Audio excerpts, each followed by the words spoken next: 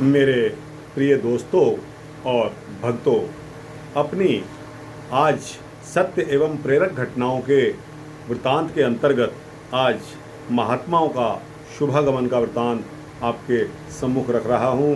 दोस्तों, आशा करता हूँ कि आपको यह वृत्तांत पसंद आएगा।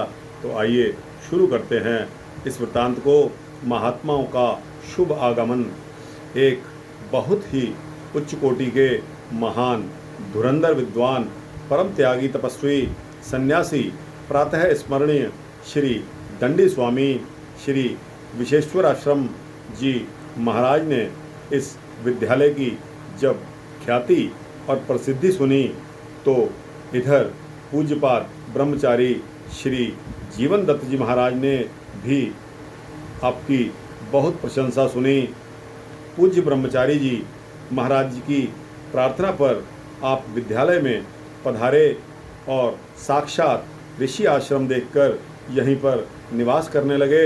इधर भारत की महान विभूति परम पूज्यपाद अनंत श्री स्वामी श्री हरिहरानंद जी सरस्वती श्री करपात्री जी महाराज जब घर बार का परित्याग करके घर से निकले तब आपने किसी से नरवर विद्यालय का नाम सुना। बस फिर क्या था, आप सीधे ही नरवर चले आए। आपने इस ऋषि आश्रम की कुटिया में बाल ब्रह्मचारी ब्राह्मण श्रेष्ठ को गायत्री जप और घोर तपस्या में जब तल्लीन देखा और दूसरी कुटिया में उच्च कोटि के वीतराग ब्रह्मनिष्ठ सर्वशास्त्र निष्णात दंडी स्वामी श्री विश्वेश्वराश्रम जी महाराज के दर्शन किए और चारों ओर वेद ध्वनि का पवित्र गुंजार सुना। आपने यहीं रहकर विद्या अध्ययन करने और घोर तपस्या करने का संकल्प ले लिया। आप पूज्यपाद श्री स्वामी विश्वेश्वराश्रम जी महाराज से विद्या अध्ययन करने लगे। आपका घोर त्याग, तपस्यामय जीवन देखकर विद्यालय की ख्याति और भी फैलती चली गई। जिस विद्यालय से पूज्यपाद श्री करपात्री जी महाराज जैसे महापुरुष निकले हों, उसकी महत्ता को क्या कोई कह या लिख सकता है।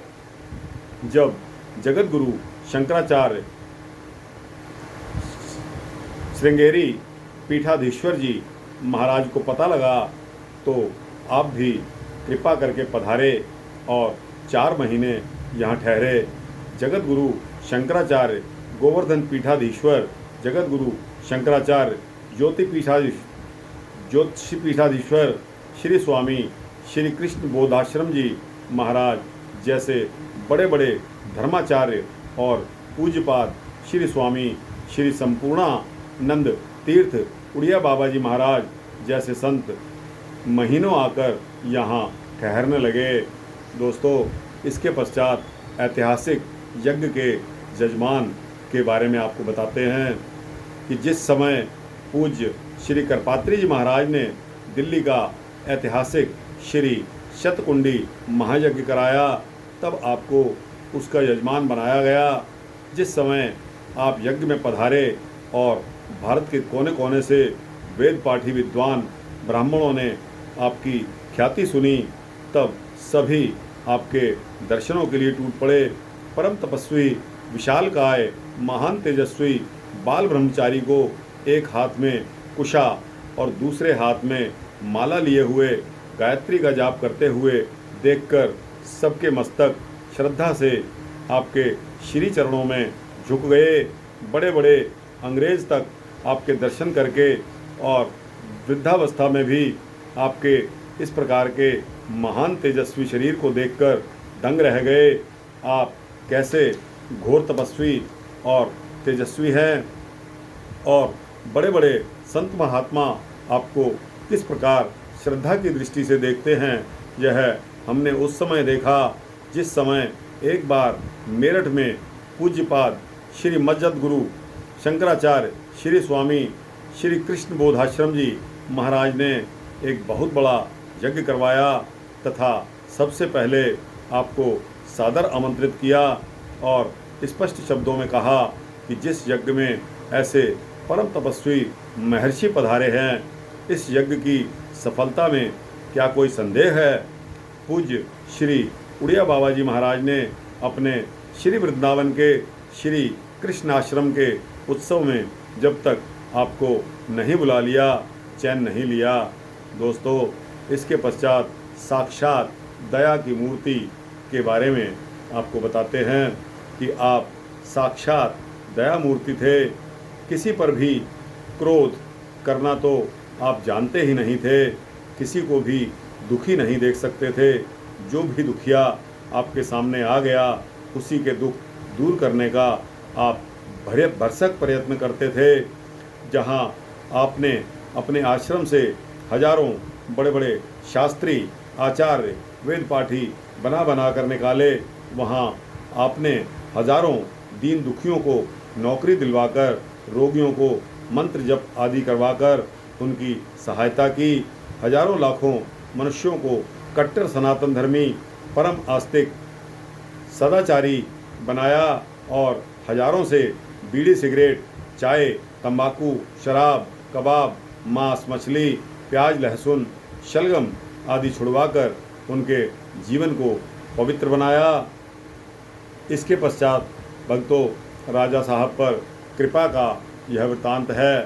तो आपने बरौली के राव करण सिंह जी से अप्रसन्न होकर बरौली का परित्याग कर दिया था। यह बात राव करण सिंह जी के दत्तक पुत्र राव राजकुमार सिंह जी एमएलए को बराबर खटका करती थी और वे चाहते थे कि महाराज हमें किसी प्रकार क्षमा कर दें और हमारे राजमहल में पधारें। एक दिन वे श्री रामानुज संप्रदाय के पंडित श्री भूदेव शर्मा जी के साथ श्री महाराज जी के पास पहुँचे और उनके श्री चरणों में बैठ गए। तदनंतर महाराज जी से करबद्ध प्रार्थना की कि हे महाराज जी, मेरा अपराध क्षमा कीजिए और किसी प्रकार मेरे महलों में पधार कर अपनी श्री चरण से उसे पवित्र कीजिए। महाराज जी का हृदय पिघल गया। आपने कहा, अच्छा जाओ, बरौली में कोई यज्ञ आदि शुभ काम करो जिसमें हम भी आएंगे। राजा साहब ने ऐसा ही किया। उसमें ब्रह्मचारी जी महाराज पधारे। 10-12 दिन ठहरकर खूब धार्मिक जागृति पैदा की। महाराज जी की इस असीम कृपा को देखकर राजा साहेब जीवन पर्यंत मानते रहे।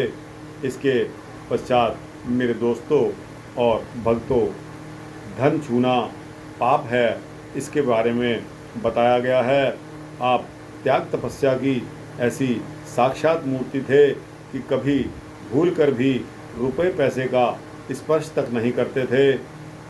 कोई कुछ भी कहे या दे जाए, आप उसको हाथ नहीं लगाते थे। आश्रम का दूसरा अध्यापक या विद्यार्थी ही उसे उठाता था।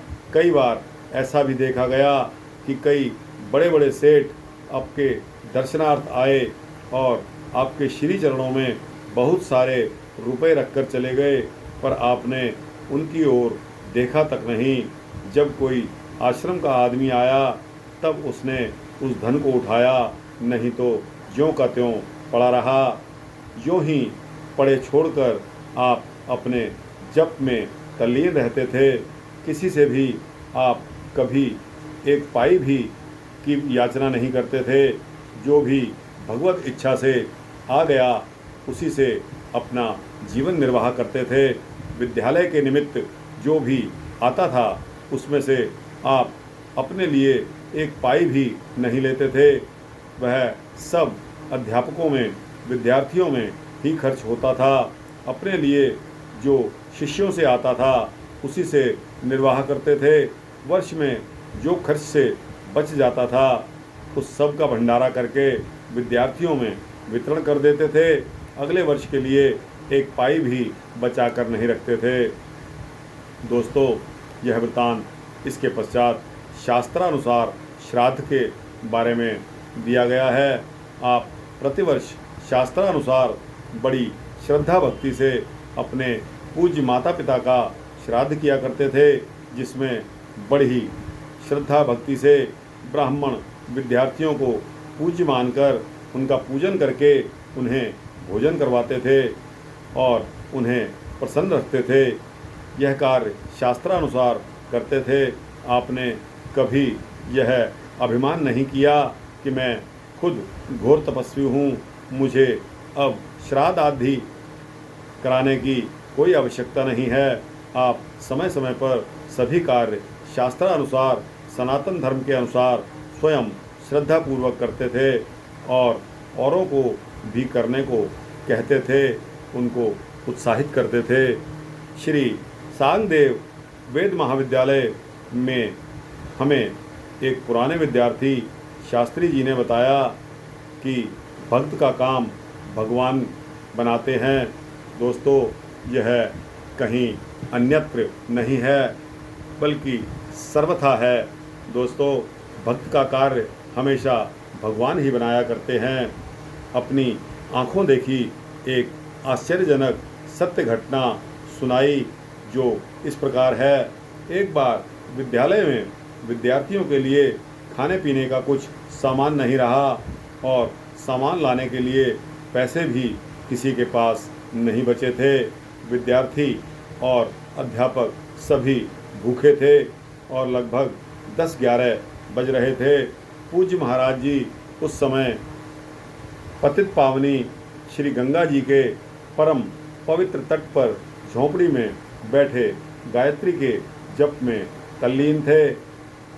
एक अध्यापक ने जाकर प्रार्थना की कि श्री महाराज जी, आज तो विद्यालय में अन्न का एक दाना भी नहीं है, सभी विद्यार्थी भूखे हैं, क्या किया जाए।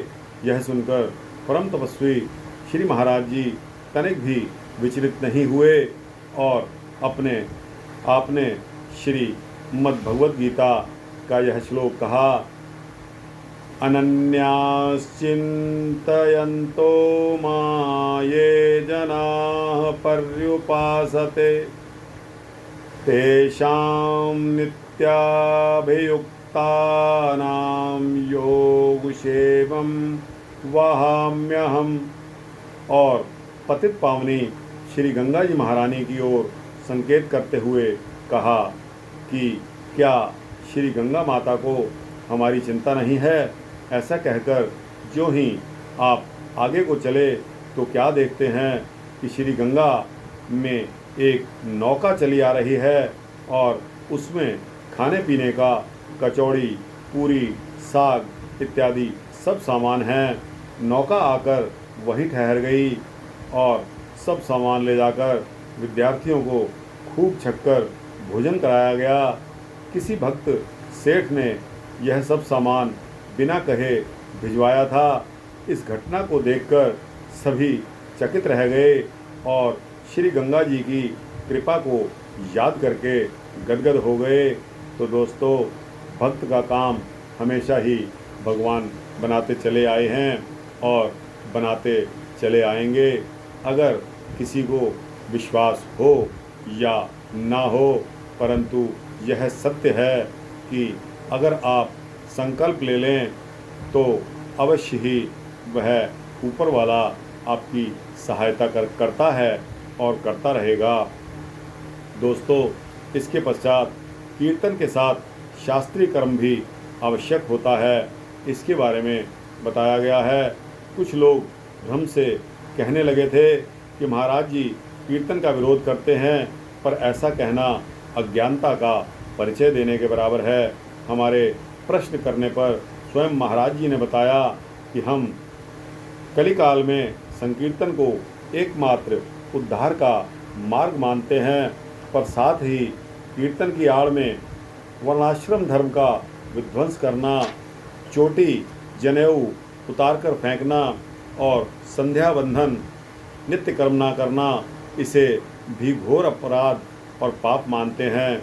ब्राह्मण, क्षत्रिय, वैश्य शास्त्र के अनुसार अपना यज्ञोपवीत कराएं, संध्या वंदन करें और भगवान नाम संकीर्तन भी करें तो यह सहज ही में कल्याणकारी है। यह कार्य शास्त्रानुसार, सनातन धर्म अनुसार और मर्यादा के अनुसार ही होना चाहिए। तभी कल्याण होगा। मनमानी करने से तो लाभ के बदले हानि ही होती है। आप श्री श्री मारुति नंदन भगवान श्री हनुमंत लाल जी महाराज के अनन्य प्रेमी थे। नित्य श्री हनुमान जी महाराज के चित्र का चंदन आदि से पूजन किया करते थे। आपने 60 वर्षों तक निरंतर गायत्री का जप किया, त्रिकाल संध्या की, श्री गंगा स्नान किया और बहुत बड़ी संख्या में बड़े बड़े यज्ञ अनुष्ठान और दुर्गा पाठ करवाए तथा हजारों बड़े बड़े वेद पाठी शास्त्री आचार्य कर्मकांडी विद्वान बनाए, जो भारत के कोने कोने में फैलकर सर्वत्र सनातन धर्म का प्रचार करते रहे हैं। पूज्यपाद अनंत श्री स्वामी श्री करपात्री जी महाराज आपके ही विद्यालय की महान दिव्य विभूति थे। तो दोस्तों, यह वृत्तांत यहाँ पर समाप्त होता है। इसके आगे दोस्तों समय इजाज़त नहीं देता और आज मुझे एक मेरे दोस्त ने बताया कि वृत्तांत छोटे ही होने चाहिए, जिससे सभी के समय का ध्यान रखा जाना चाहिए। तो दोस्तों, इससे आगे मैं भी विराम लगाता हूँ। यह वृत्तांत कैसा लगा? अगर दोस्तों अच्छा लगा हो तो इसको लाइक और शेयर करके अपने जैसे दोस्तों भक्तों को अवश्य भेजिए और चैनल को सब्सक्राइब करके इसी तरह के वृत्तांत पाने के लिए इस चैनल को सब्सक्राइब करिए। दोस्तों, जय श्री राम, जय श्री कृष्ण।